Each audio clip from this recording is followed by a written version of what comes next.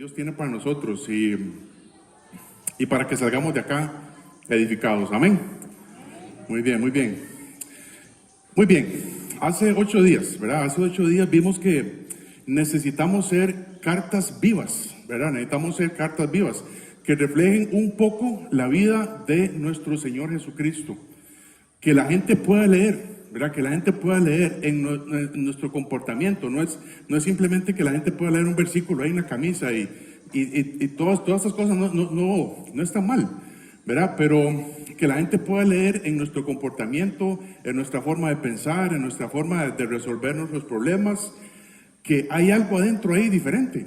Y es Dios trabajando en nuestras vidas. Sobre todo, Dios quiere que tengamos, recordemos, ¿verdad? Dios quiere que tengamos su palabra en nuestra mente y también en nuestro corazón. Porque si solamente la palabra de Dios está en nuestra mente, solamente vamos a adquirir mucho conocimiento y nos vamos a sentir orgullosos de lo que sabemos. Pero cuando ya la bajamos al corazón, eso es completamente diferente. Porque ya vamos a vivir lo que Dios nos está enseñando. Y esa es la diferencia. Recordemos, ¿verdad? Que hicimos aquí un cartel, ¿verdad? Para escribir qué es lo que la gente leería comúnmente en un cristiano. Y bueno, yo puse una foto ahí en el grupo de la iglesia, en WhatsApp, pero se ve muy interesante, ¿verdad? La gente puede leer, bueno, ojalá que lean que somos salvos, ¿verdad? Que somos salvos, que ya hemos sido perdonados por el Señor. La gente tal vez pueda leer que hay amor, ¿verdad? Que hay amor por los demás, que pueda leer que hay perdón, que hay amabilidad. Pero también la gente lee otras cosas, ¿verdad? Y lo simbolizamos con unas letras en negro, ¿verdad? Que la gente lee que hay avaricia, hay falta de perdón, hay rencor, hay orgullo, hay chisme, hay envidia, hay odio. Y hermanos, desgraciadamente, así se ve un cristiano hoy. Así se ve un cristiano hoy. A como lo pintamos el domingo pasado, así se ve un cristiano. Con todo esto. Y por eso es que nosotros necesitamos ir borrando esas cosas malas, ¿verdad? Ir borrando esas cosas malas que son las obras de la carne en nuestra vida y cambiarlas por el fruto del Espíritu Santo, ¿verdad? Amor, gozo, paz, paciencia, benignidad, bondad, fe, mansedumbre y templanza. Y ese proceso, ¿verdad? Ese proceso no es de la noche a la mañana. Ese proceso en la Biblia se llama santidad. Se llama santidad. Ser santos, ¿verdad? Dice la Biblia, ser santos porque yo soy santo. Santo es que no nos imaginemos a alguien, ¿verdad? Con un vestido negro, ¿verdad? Y una corbatita blanca, ¿verdad? Y una argolla ahí en la cabeza. Eso no es un santo. Un santo es un cristiano que está luchando contra el pecado, que está tratando de borrar las cosas malas de su vida y cambiarlas por el fruto del Espíritu Santo. Entonces, y esto no va a ocurrir de la noche a la mañana, aunque en algunos casos sí, ¿verdad? Pero no es que nosotros cuando ya tenemos al Espíritu Santo, no es que entonces ahora sí, yo voy a dar amor, yo quiero dar amor, y no sale amor, ¿verdad? Como si fuera dando otra cosa, ¿verdad? Cuando necesitamos ir cambiando las cosas del Espíritu, ¿verdad? Que el Espíritu Santo nos cambie y esto se hace de una manera natural, no así, ¿verdad? No pujando amor. Va a salir de una manera natural. El amor va a salir por una vida cambiada por el Espíritu Santo, el gozo, la paciencia, etcétera, etcétera. Y la gente puede leer, ay, mira, ese chaval era diferente. Y antes era diferente, ahora es otra persona. Dice así, un pasaje que terminamos la semana pasada, ¿verdad? En Ezequiel capítulo 36, versículos 25 al 27, dice: esparciré sobre vosotros agua limpia y seréis limpiados de todas vuestras inmundicias, ¿verdad? Que eso fue lo que hizo el Señor con nosotros. Dice, y de todos vuestros ídolos os limpiaré, os daré corazón nuevo y pondré espíritu nuevo dentro de vosotros y quitaré de vuestra carne el corazón de piedra, y os daré un corazón de carne. Y pondré dentro de vosotros mi espíritu, ¿verdad? Ese espíritu va con mayúscula porque es el Espíritu Santo. Y haré que andéis en mis estatutos y guardéis mis preceptos y los pongáis por obra. Aquí, por supuesto, estamos hablando de un libro de Ezequiel, ¿verdad? Este libro está dirigido a la nación de Israel, pero haciendo una aplicación personal. Si somos cristianos y si ya tenemos el Espíritu Santo dentro de nosotros, una de las cosas que hace el Espíritu Santo dentro de nosotros es guiarnos a toda la verdad. Y el Espíritu Santo, dice la Biblia, que nos enseña la palabra de Dios para que podamos andar como Cristo anduvo. Entonces, andar como Cristo anduvo, no se trata solamente de venir una vez a la iglesia.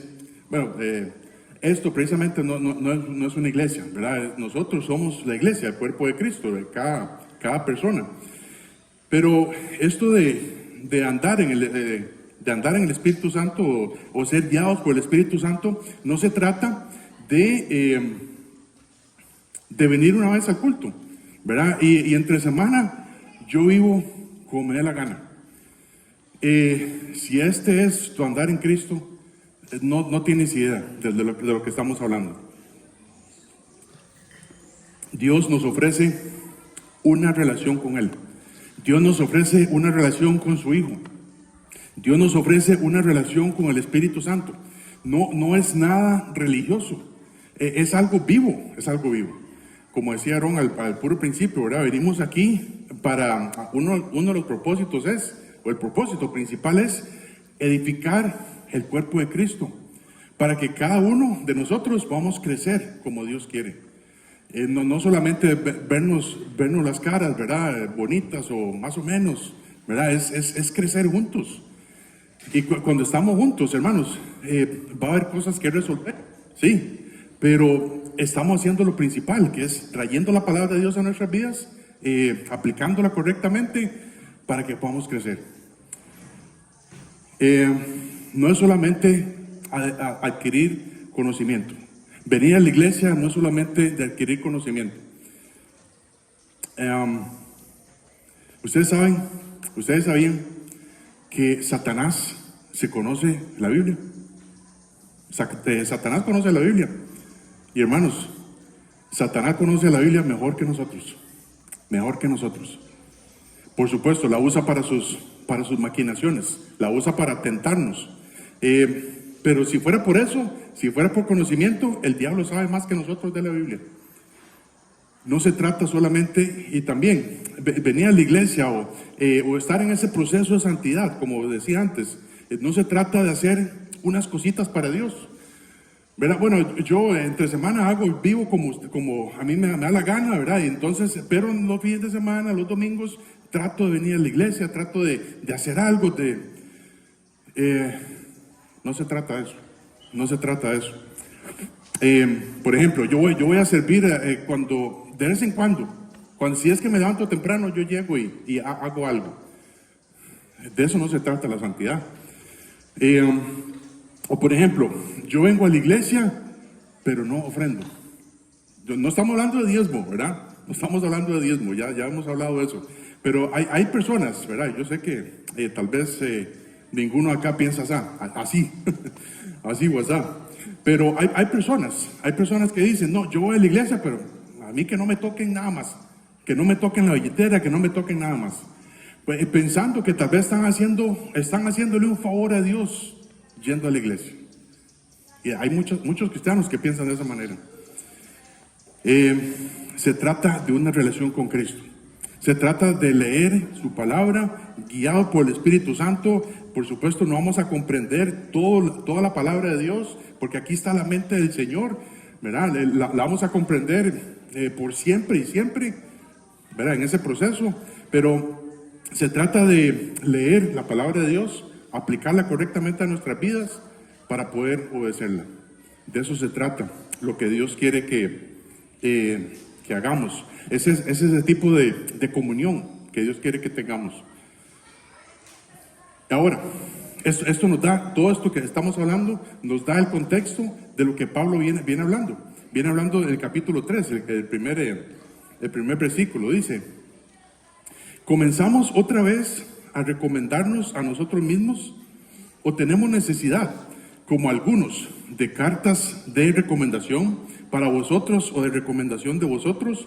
Nuestras cartas sois vosotros, ¿verdad? A estos hermanos en Corinto, escritas en nuestros corazones, conocidas y leídas por todos los hombres, siendo manifiesto que sois carta de Cristo, expedida por nosotros, escrita no con tinta, sino con el Espíritu del Dios vivo, no en tablas de piedra, sino en tablas de carne del corazón. Pablo dice: ustedes son cartas vivas, ustedes no son cartas muertas. Y dice el versículo 4, ¿verdad? Este es el contexto de todo esto que hemos visto ahorita. El versículo 4 dice: y tal confianza tenemos mediante Cristo para con Dios. Esta es la confianza que tenemos al Espíritu Santo viviendo dentro de nosotros. Ya somos hijos de Dios, y todo lo que tenemos y todo lo que somos es a través de lo que Cristo ha hecho en nuestras vidas. Y en primer lugar, dice el versículo 4 otra vez: y tal confianza tenemos mediante Cristo para con Dios.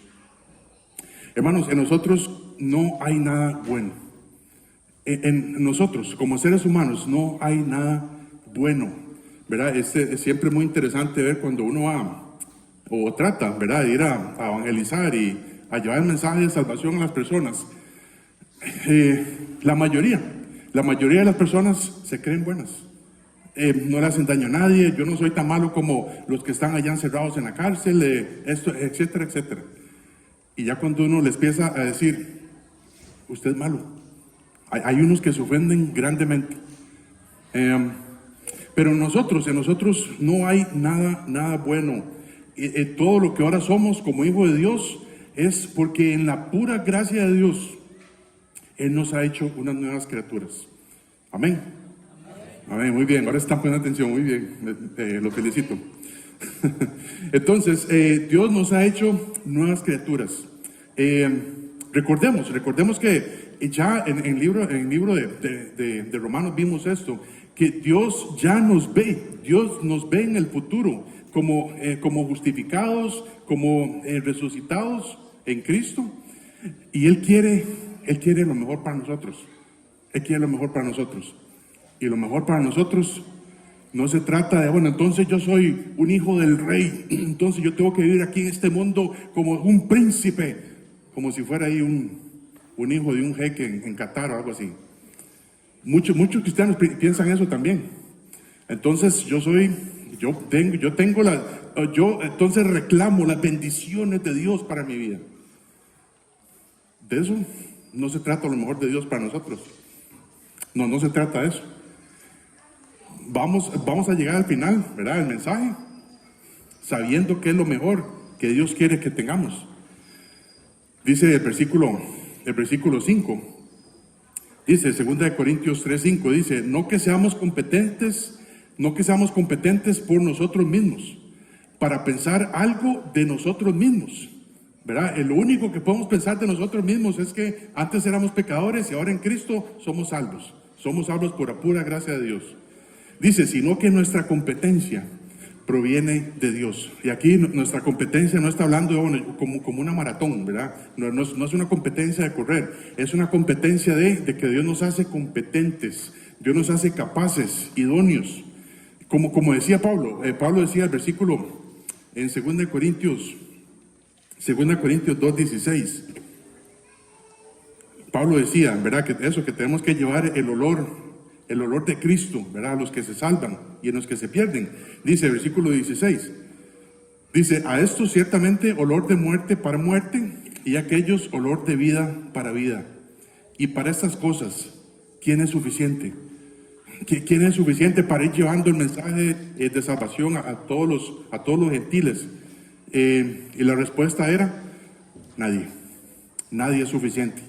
Pero en Cristo Jesús, somos más que suficientes, somos competentes, dice este versículo 5, somos capaces, somos idóneos para realizar el trabajo que Dios quiere que hagamos.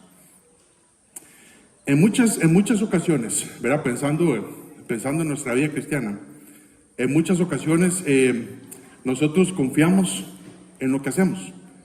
Nosotros estamos confiando en lo que hacemos. Tal vez estamos confiando en los cursos que vayamos obteniendo. Aunque todo esto es importante, ¿verdad? Es adquirir conocimiento para renovar nuestra mente, para aplicarla a nuestro corazón. Y cuando hago algo para el Señor, yo estoy confiando en lo que yo puedo hacer y no en lo que Cristo puede hacer a través de mí. Esa es la diferencia. Pero aquí tenemos también esto de ser, dice la Biblia dice Pablo acá en estos versículos que estamos aprendiendo, que Dios nos ha hecho ministros competentes para el Señor, de un nuevo pacto. Ministros competentes de un nuevo pacto. Y aquí tenemos también dos extremos, ¿verdad? El primer extremo sería confiar en nosotros mismos en lugar de confiar de Dios. Y por lo tanto, todo lo que yo hago, ¿verdad? Lo hago en esa dirección. Bueno, es que yo sé hablar, yo soy más elocuente que es este señor que se para ahí de frente. Yo sé hablar mejor que el otro. Yo tengo más estudios que usted. Eso sería confiar en mí mismo. Eso sería confiar en mí mismo. El otro extremo es no hacer nada. No hacer nada porque yo me siento un inútil. Yo me siento, no tengo los estudios que tiene la otra persona, no sé hablar y pobrecito yo. Eso sería el extremo también, de no hacer nada.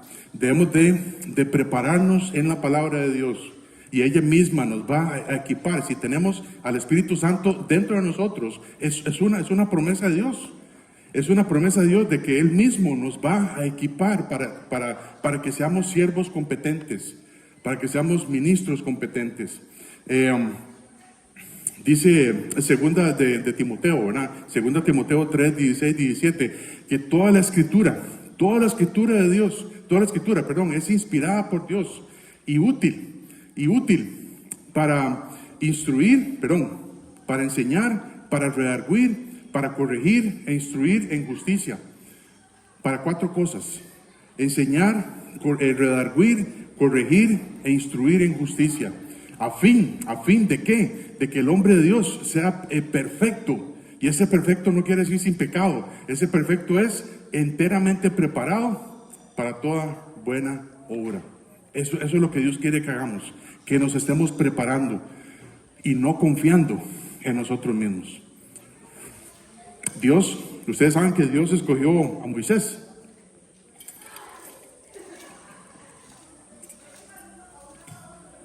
Dios escogió a Moisés, ¿verdad? Para sacar a su pueblo de Egipto, ¿verdad? Y Moisés ya había estado allá. Él sabía lo duro que era Faraón, ¿verdad? Bueno, no sabía qué tan duro era, ¿verdad? Pero Dios escoge a Moisés. Y Dios le dice: Moisés, vaya, sáqueme a mi pueblo de Egipto.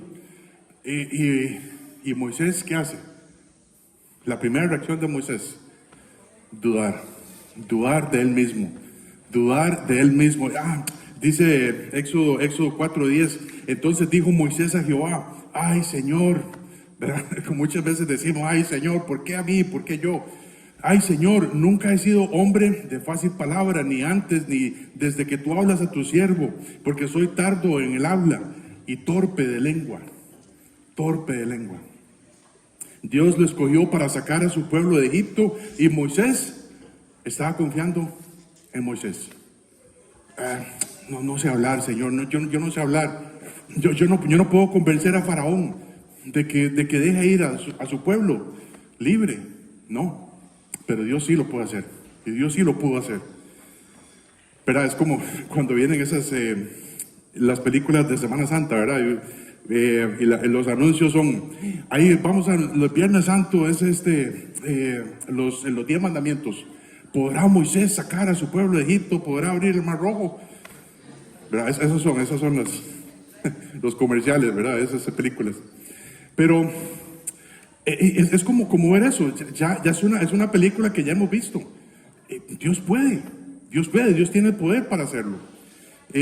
Dice el libro de Santiago, Santiago 1:17, toda buena dádiva, ¿verdad? Dádiva es el regalo, toda buena dádiva y todo don perfecto desciende de lo alto, del Padre de las luces, en el cual no hay mudanza ni sombra de variación. Y Pablo, para volver a Corinto, Pablo comprendió muy bien todo esto. Él sabía quién era el dueño de la bola. Dios tiene sus reglas para jugar con él. Pero él es el dueño de todo. Él es el dueño del ministerio, Él es el dueño de la iglesia, Él es el dueño de nuestras vidas. Y Pablo había invertido en ellos año y medio de su vida. Y siempre los llevaba en su corazón, siempre oraba por ellos. Y a las personas que él les había llevado el evangelio, que Él los había rescatado, ¿verdad? Entre comillas Él, ¿verdad? Porque fue el Señor que lo hizo. Pero a pesar de que Él había llevado el evangelio donde ellos, algunos lo estaban criticando y algunos lo estaban acusando falsamente. Pero Pablo decía, no hay ningún problema, porque yo sé que esto no se trata de mí, eso se trata de algo más grande, Y este era su secreto, hermanos, este era su secreto, de poder confiar en lo que Dios hace, poder confiar en la gracia de Dios. Y ellos no estaban ofendiendo a Pablo directamente, estaban dirigiendo eso a Dios. Y más bien Pablo los anima y les dice, el versículo 6, 2 Corintios 3:6, el cual asimismo nos hizo a ustedes, corintios, tanto a nosotros también, nos hizo ministros competentes de un nuevo pacto, no de la letra, sino del espíritu, porque la letra mata, mas el espíritu vivifica. El Señor nos ha hecho ministros competentes de un nuevo pacto. ¿Y esto qué quiere decir? Tal vez tengamos ese concepto. Bueno, entonces yo soy ahora el ministro de educación, ¿verdad? Para el Señor, y yo voy a enseñar. Simplemente es saber que somos trabajadores. Un ministro es alguien que trabaja para alguien. Somos trabajadores, somos servidores del Señor aquí en la tierra, y Él quiere que cada uno de nosotros sea un ministro competente de este nuevo pacto, que cada uno de nosotros pueda cumplir con su función en el cuerpo de Cristo, y la función es edificar a los santos para la obra del ministerio. Y la obra del ministerio consiste grandemente en dos grandes cosas: evangelizar y discipular. Evangelizar y discipular. En eso consiste el ministerio.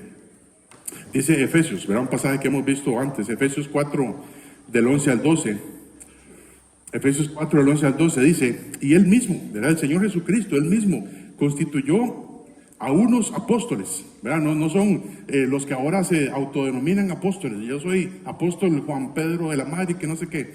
No, ahora estos apóstoles ahora los apóstoles son misioneros, ¿verdad? Y esto, en realidad, esto es lo que quiere decir la palabra apóstol, alguien enviado. Dice, y Él mismo constituyó a unos apóstoles, a otros profetas, a otros evangelistas, a otros pastores y maestros, a fin de perfeccionar a los santos para la obra del ministerio. Los santos, hermanos, somos todos.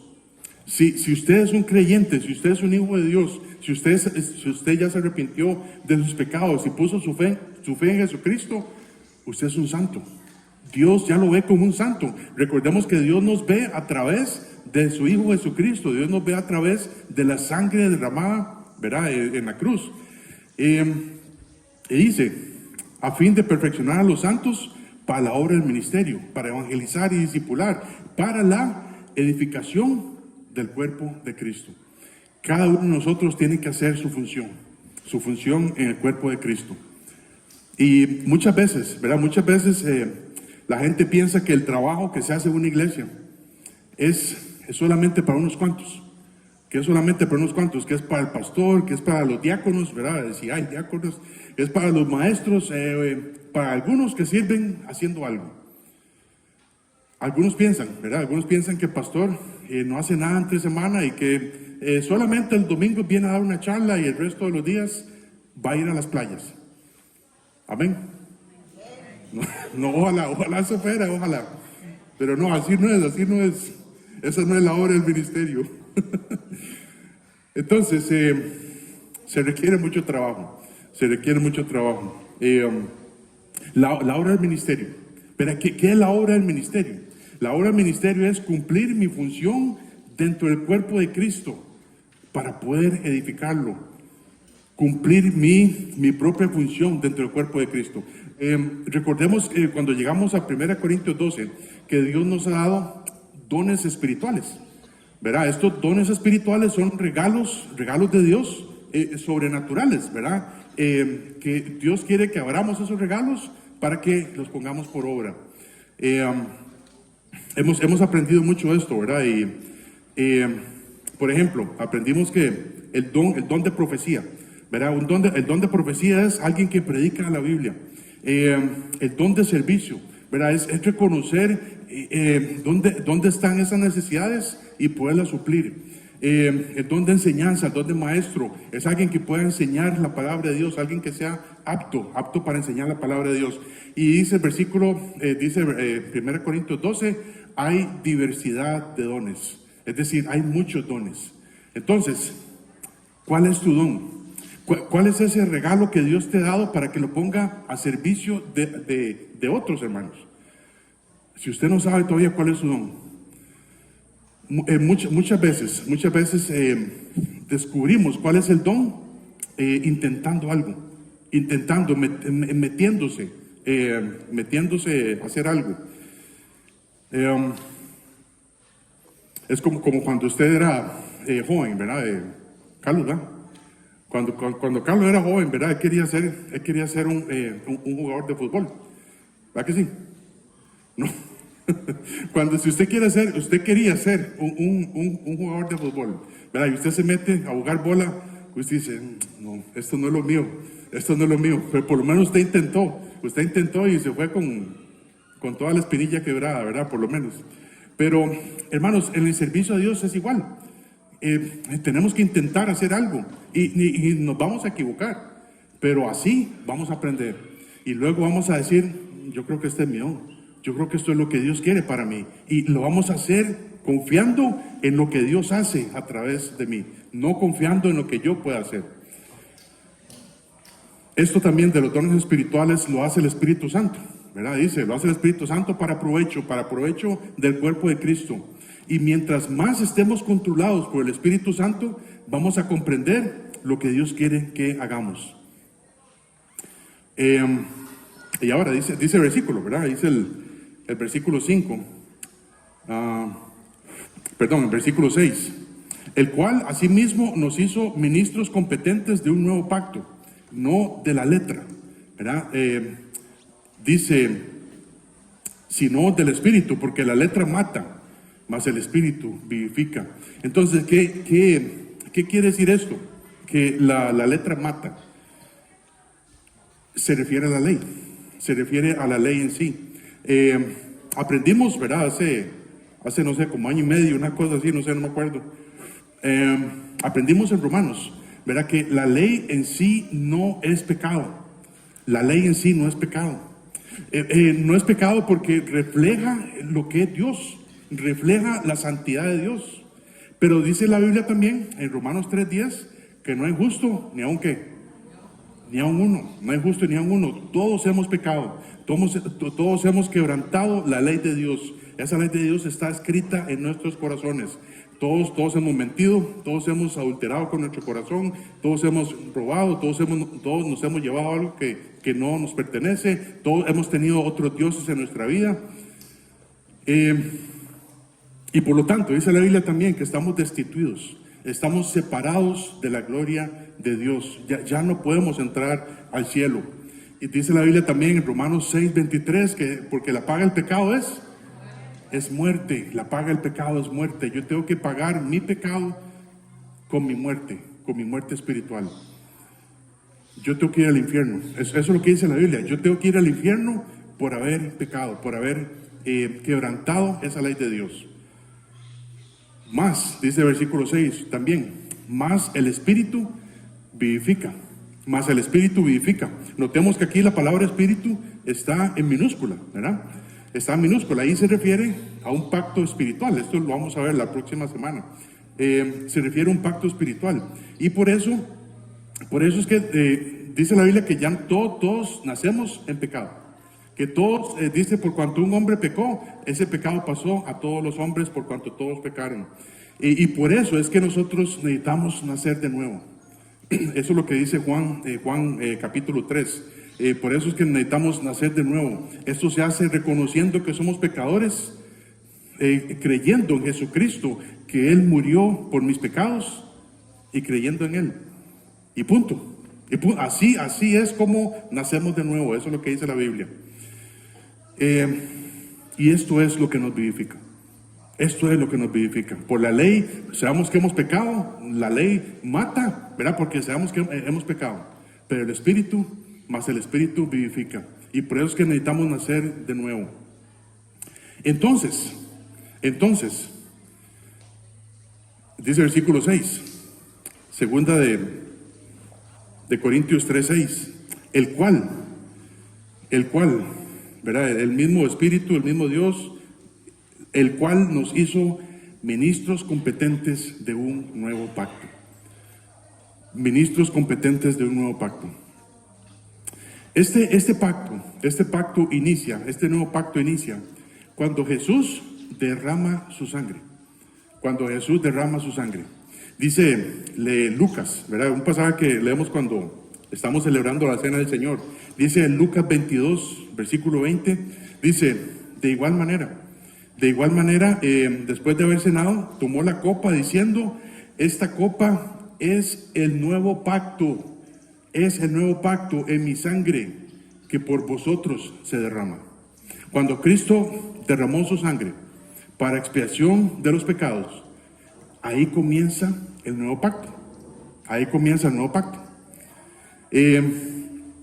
Y aquí, hermanos, yo les voy a pedir que por favor prestemos mucha atención, ¿verdad? Porque esto es sumamente importante. Un pacto en la Biblia es un contrato, ¿verdad? Es un contrato que Dios hace y lo hace a través de alguien, ¿verdad? Y siempre escoge a alguien, un mediador. Ese contrato viene acompañado usualmente de una condición y de una promesa, ¿verdad? Una promesa y una condición. Esto que les puedo hablar acá es tan solamente, pero una milésima, no sé, un cubito Maggi partido en 10, ¿verdad? Pero eso es sumamente importantísimo que lo entendamos. Dios es el que hace el pacto, ¿verdad? Dios es el que hace el pacto. Nosotros no hacemos ningún pacto con Dios, ¿verdad? Muchas veces decimos, ay, Señor, si usted me saca esta, Señor, yo voy todos los domingos a la iglesia. Si usted hace eso, pues está bien, o sea, usted lo puede hacer. ¿Verdad? Ahora dice el libro de Eclesiastés, ¿verdad? Que cuando Dios hace promesa, no tardes en cumplirla, ¿verdad? Porque Dios es, ¿qué era? Porque Dios no sé qué. Ok, por ahí anda, ¿verdad? Porque Dios lo toma muy en serio, ¿verdad? Por ahí anda.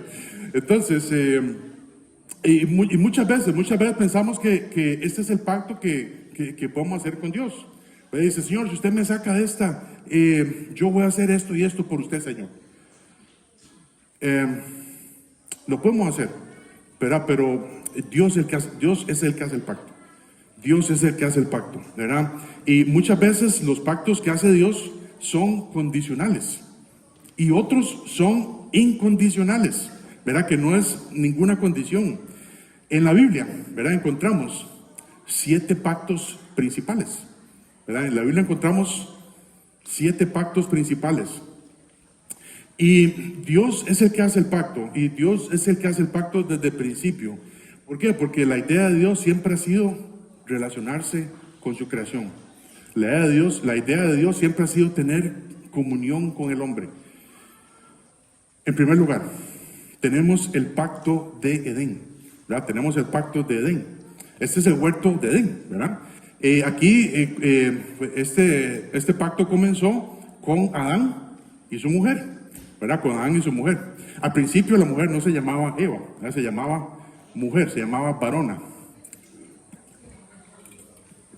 Ese pacto, bueno, Dios lo hizo ya con Adán en el huerto de Edén, ¿verdad? Y el acuerdo era de que el hombre iba a reinar, el hombre iba a enseñorearse sobre la creación de Dios, sobre las plantas, sobre los animales, sobre todo lo que se mueve. Dios, el hombre iba a tener el señorío de todo. El hombre tenía, la condición del hombre era que el hombre tenía que multiplicarse, ¿verdad? El hombre y la mujer tenían que multiplicarse, tenían que llenar la tierra, de habitantes. Por eso es que cuando vemos que Caín y Abel no eran los únicos hijos de Adán y Eva, ¿verdad? Para que lo tengamos presente.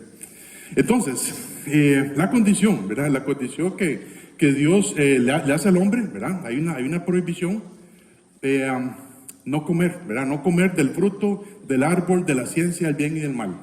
Porque el día en que usted coma ese árbol, usted va a morir, y era espiritualmente, ¿verdad? Y ya sabemos lo que pasó, ¿verdad? Llega la serpiente, se mete y dice, con que Dios os ha dicho, ¿verdad? Y entonces empiezan ese juego, y dice versículo Génesis 3:6, y vio la mujer que el árbol era bueno para comer, y era agradable a los ojos, y era árbol codiciable para alcanzar sabiduría, y tomó de su fruto, y comió, y dio también a su marido, el cual comió así como ella. Adán y su mujer fracasan, ¿verdad? Adán y su mujer fracasan por culpa de la mujer, ¿verdad? Seguro que sí, ¿verdad? Pero hemos aprendido, ¿verdad?, que el hombre y la mujer tenían que estar juntos, ¿verdad? Y en ese tiempo Adán se había separado de su mujer. Entonces, ambos mueren espiritualmente y pierden la imagen de Dios. Y Dios los echa fuera del huerto de Edén. Y por eso es que ahora todos nacemos con esta naturaleza pecaminosa. Y por eso es que todos necesitamos nacer de nuevo, nacer espiritualmente, porque perdimos esa naturaleza de Dios. Ahora, el segundo pacto, tenemos el pacto de Adán, ¿verdad? No es el huerto de Edén, ahora es el pacto de Adán. Dios hace un nuevo pacto con Adán, y ahora el hombre tiene que trabajar, ¿verdad? Esa es la promesa que Dios le da al hombre. Ahora usted tiene que trabajar, y no era que antes Adán andaba de vago, ¿verdad? Muchas veces hemos pensado, bueno, hemos visto esos libros, ¿verdad?, de niños, y ahí andaba Adán ahí, ¿verdad?, viendo los pajaritos y las hojas. Dice la Biblia que uno de los trabajos que tenía Adán, o por lo menos lo que menciona ahí, que Adán tenía que ponerle nombre a todos los animales. Nombre a todos los animales. Imagínense la sabiduría que él tenía. Entonces, ahora el hombre dice, usted pecó, ahora usted tiene que trabajar. Y no solamente trabajar, ahora usted tiene que sudar, usted tiene que ganarse lo que usted se va a comer. El trabajo, entonces Dios establece el trabajo, ¿verdad? El trabajo con sudor, y tiene que hacerlo hasta que se muera. Esta es la promesa que Dios le hizo. Usted me desobedeció, ahora usted tiene que trabajar y sudar hasta que se muera. Este es un pacto incondicional. No hay ninguna condición en este pacto. Este pacto es una consecuencia del pecado. Y ese pecado pasó a todos los hombres y también pasó a toda la creación de Dios. Aquí Dios establece este principio de la ley de la siembra y la cosecha. Lo que usted siembra, eso es lo que usted recoge. Adán sembró en pecado en la creación de Dios, y ahora todos deben de morir. Por esa razón Dios prometió limpiar esa creación. Dice, hay dos maneras, ¿verdad? Hay dos maneras que Dios limpió o va a limpiar la creación. Dice en 2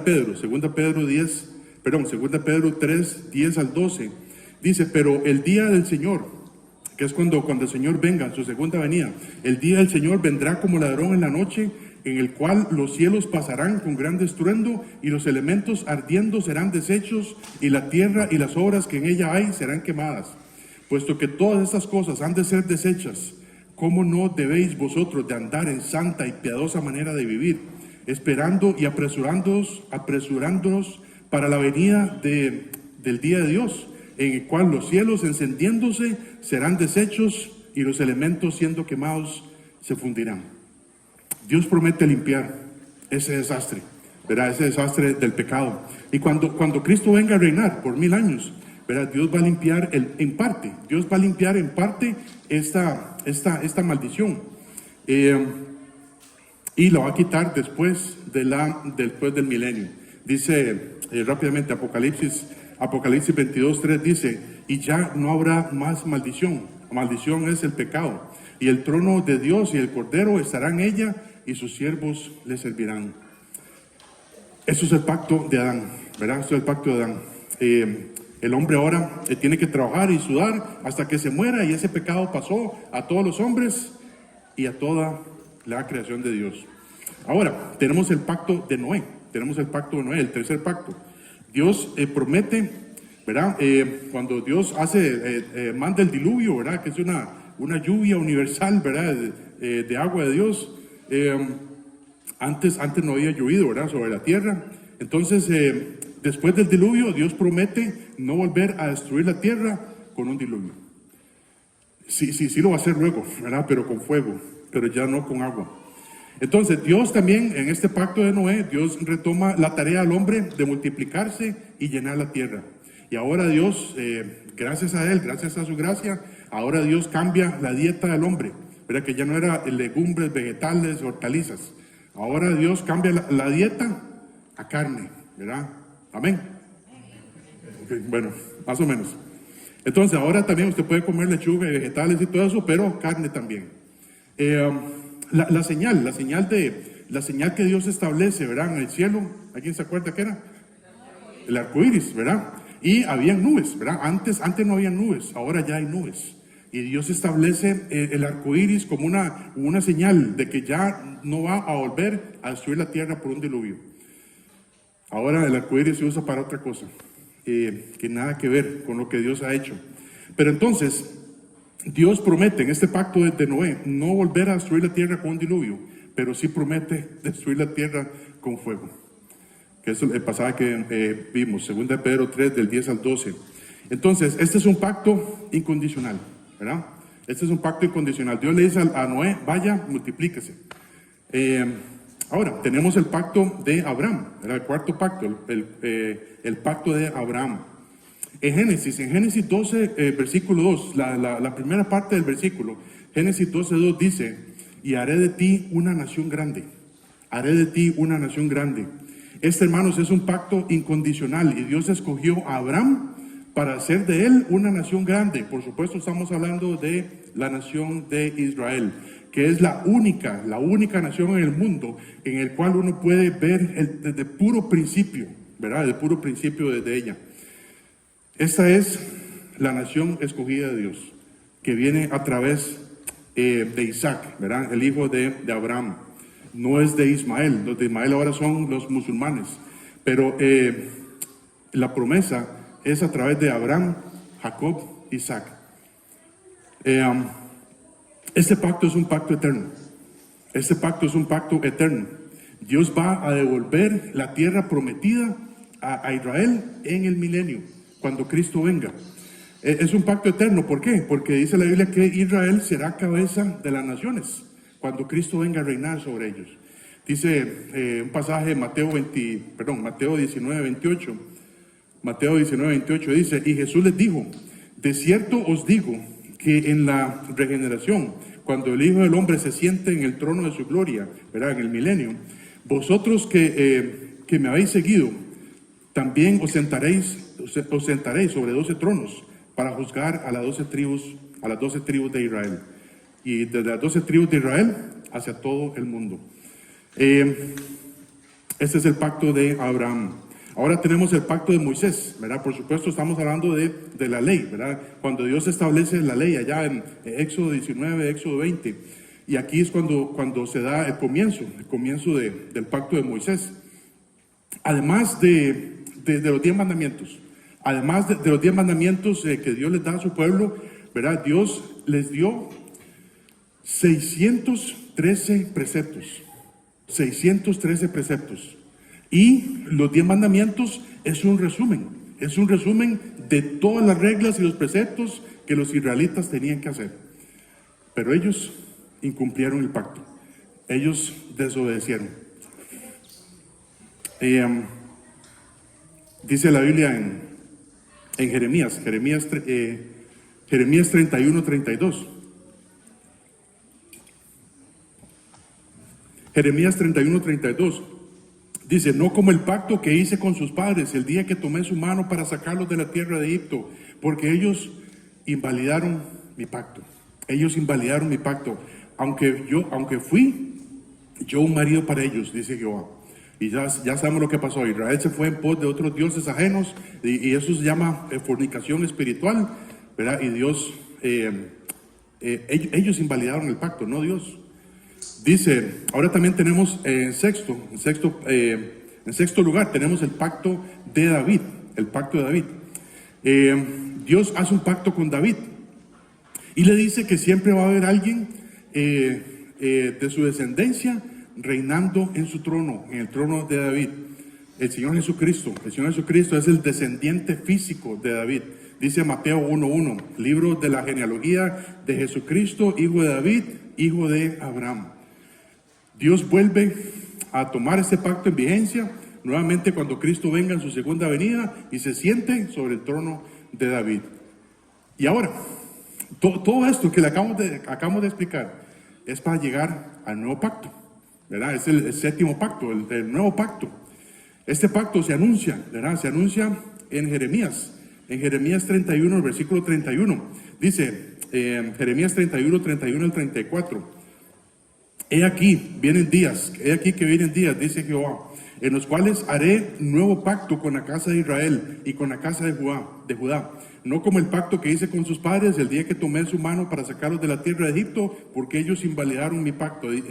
Antes fui yo un marido para ellos, dice Jehová.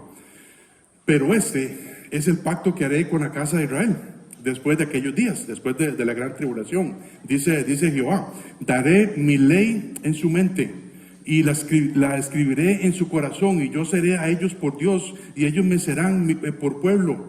No enseñará más ninguno a su prójimo, ni ninguno a su hermano, diciendo, conoce a Jehová, porque todos me conocerán. Desde el más pequeño de ellos hasta el más grande, dice Jehová, porque yo perdonaré la maldad de ellos, y no me acordaré más de su pecado. El Señor Jesucristo, ¿verdad? El Señor Jesucristo vino para ofrecer el reino de los cielos, ¿verdad? El reino de los cielos a los judíos. Es un reino físico, es un reino de Él reinando sobre la tierra.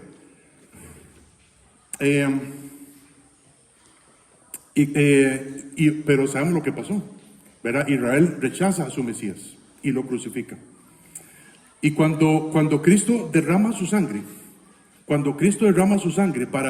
y lo hace para establecer este nuevo pacto.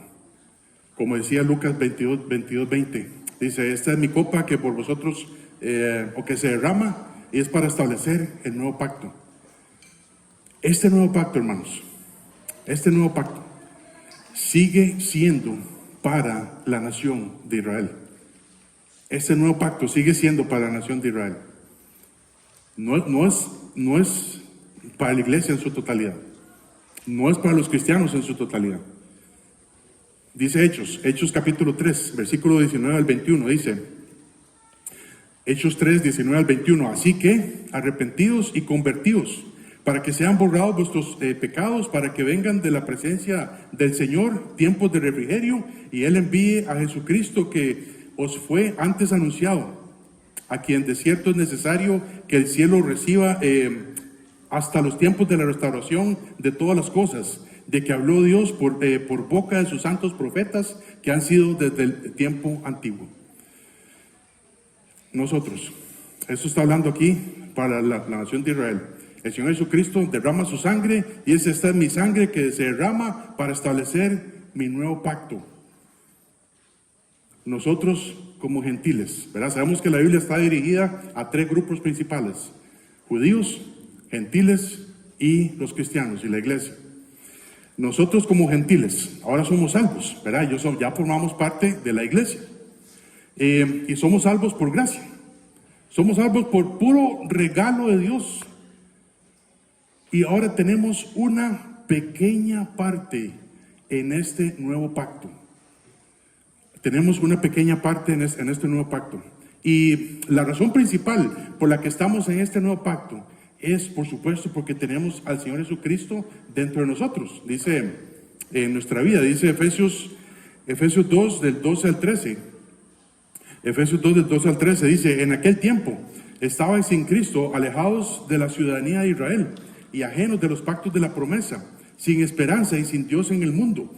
Verá, recordemos que en el Antiguo Testamento, si alguien quería ir a Dios, tenía que convertirse en judío. Y esto es un gentil que se convierte en judío, se llama prosélito. ¿Verdad? Entonces, si yo quería ir donde Dios, yo tenía que convertirme en judío para ir a Dios. Dice el versículo 13: pero ahora, en Cristo Jesús, vosotros que en otro tiempo estabais lejos, habéis sido hechos cercanos por la sangre de Cristo. Por la sangre de Cristo. Por la sangre de Cristo, hermanos, es porque nosotros estamos en este nuevo pacto. Por la sangre de Cristo es porque nosotros podemos ir al cielo. Es por esa sangre que el Señor derramó. Y nosotros participamos de este nuevo pacto por su gracia, por supuesto. Pero es porque Israel rechazó a Cristo como su Mesías. Y ahora, como hemos aprendido en Romanos 11, 12, 13, o 10, 9, 10, 11, perdón, ahora Dios quiere provocar a celos a su nación, llevando la salvación a los gentiles. Hermanos, nosotros no recibimos las promesas de Dios que son para Israel. Las promesas de Dios para Israel son para Israel, son para Israel. Y Dios les ofreció antes un reino físico, ¿verdad? Cristo reinando sobre ellos. Y todavía Dios está pensando en eso. Cuando Cristo venga en su segunda venida, Él va a retomar este nuevo pacto, hermanos. Y nosotros tenemos una pequeña parte en este nuevo pacto. Una pequeña parte en este nuevo pacto. Dice la Biblia también en Efesios 1:3. Dice que el Señor nos bendijo con toda bendición espiritual. El Señor nos bendijo con toda bendición espiritual. No es toda bendición física. Por supuesto, todo lo que el Señor nos da es una bendición, ¿verdad? El poder trabajar es una bendición, ¿verdad? Que tenemos salud y podemos hacerlo. Pero la bendición espiritual es mucho más grande que lo físico, hermanos. El Señor nos ha dado el perdón de pecados, nos ha dado la salvación eterna, nos ha dado el Espíritu Santo viviendo dentro de nosotros, que son las arras de Dios, la garantía de que Cristo va a venir por nosotros y nos va a dar un cuerpo nuevo. Y ahora en Cristo tenemos una pequeña parte de este nuevo pacto. Y dice Pablo, 2 Corintios 3:6, el cual es el Dios, ¿verdad? Dios grande, el cual asimismo nos hizo ministros competentes de un nuevo pacto. Nuestra participación en este gran pacto que Dios hace con la nación de Israel es que nosotros llevamos la salvación a los gentiles, que todavía sigamos llevando la salvación a los gentiles. El Señor Jesucristo en Mateo 28, ¿verdad? Los últimos versículos, Dios les da la gran comisión. El Señor les da la gran comisión. Dice, por tanto, id y haced discípulos a todas las naciones, a los judíos, a los apóstoles judíos. El Señor Jesucristo les da esa comisión a sus apóstoles judíos, y después a Pablo, y después a nosotros, de llevar el evangelio a toda criatura, a todo aquel que no ha escuchado de Él. Dios, el Señor Jesucristo, quiere que nosotros participemos en este nuevo pacto de esa manera, anunciando lo que Cristo ha hecho por ellos, que Él vino para morir por nuestros pecados. Y dice Hechos 1:8 dice, pero recibiréis poder cuando haya venido sobre vosotros el Espíritu Santo, y me seréis testigos. Y aquí pongamos atención al orden de Dios. Dice, me seréis testigos en Jerusalén, en Judea, en Samaria y hasta lo último de la tierra. Y lo último en la tierra es pijije. Lo último en la tierra es pijije. Hermanos, este nuevo pacto se va a manifestar plenamente cuando Cristo venga en su segunda venida. Después de aquellos días, después de la gran tribulación. Pero Dios quiere, el Señor Jesucristo quiere que participemos de este nuevo pacto. El Señor Jesucristo quiere que cada uno de nosotros participe, que cada uno de nosotros sea obediente a su palabra, que cada uno de nosotros por fin desarrolle lo que Dios quiere que hagamos. Y esto se empieza anunciando el Evangelio a toda criatura. Esta semana que pasó, ¿participaste de este nuevo pacto? Esta semana que pasó, ¿cuántas personas escucharon el Evangelio por tu boca? Esa es tu participación en este nuevo pacto. Esa es nuestra participación en este nuevo pacto. Ay, pero es que yo soy muy inútil, yo no sé hablar. No depende de usted. Dios lo ha hecho usted un ministro competente para llevar el mensaje a los que están alrededor suyo. Pero si usted no quiere hacerlo, qué lástima, qué lástima. Alguien más lo va a hacer, alguien más lo va a hacer, porque en la gracia de Dios todos van a escuchar del Evangelio. Pero Dios nos ha escogido a cada uno de nosotros para tener su parte ahí, para tener esa pequeña parte que Dios quiere que hagamos en su nuevo pacto. No la vamos a hacer, no la vamos a desarrollar. No debemos de pensar que la iglesia ha venido a reemplazar a la nación de Israel y que ahora las promesas y todas las bendiciones que Dios les dio ahí son para nosotros. Eso es un error. Eso es un error. Si antes lo has escuchado, es una mentira, es una mentira. Ahora tenemos todo en Cristo y fuera de Cristo estamos condenados al infierno. En Cristo tenemos todo, hermanos, pero fuera de Cristo estamos condenados al infierno. Dice Juan 15, Juan 15:5 dice: yo soy la vid y vosotros los pámpanos. El que permanece en mí y yo en él, este lleva mucho fruto, porque separados de mí nada podéis hacer. Nada podéis hacer. Y aquí está la aplicación para nosotros, hermanos. Si cuanto más estemos alejados del Señor, no vamos a hacer nada. No vamos a hacer nada. Y nos vamos a seguir sintiendo esos inútiles que no pueden hacer nada. Pero en Cristo, cuando nos vamos acercando a Él, cuando vayamos cambiando nuestra vida por el andar en el Espíritu Santo, por ser más controlados por Él, ahora sí, vamos a ser siervos competentes, ministros competentes de este nuevo pacto. Y hermanos, tenemos lo que tenemos por la pura gracia de Dios. Por la pura gracia de Dios. ¿Cómo está nuestra participación en este nuevo pacto? Y sabe, hermanos, cuando nosotros pensamos en este nuevo pacto, nuestros problemas, nuestras dificultades, nuestros errores, todo lo que yo no puedo hacer, cuando pensamos que Dios me ha hecho competente, un ministro competente en un nuevo pacto, todo lo demás se queda así. Todo lo demás, ¿a mí qué me importa? ¿Qué me importan los problemas? ¿Qué me importan las pruebas? Porque yo tengo mi parte con el Señor y es llevar a cabo mi función en el nuevo pacto que Cristo ya empezó. Él derramó su sangre para que nosotros podamos participar de este nuevo pacto, hermanos. Y se merece toda nuestra participación en Él. Y todo lo que hagamos para Él va a ser eterno. Todo lo que hagamos para Él va a ser eterno. Si estamos preocupados por nuestra pensión, estamos preocupados por nuestro trabajo, estamos preocupados por el carro, dice 2 Pedro 3:10 que todo eso se va a quemar.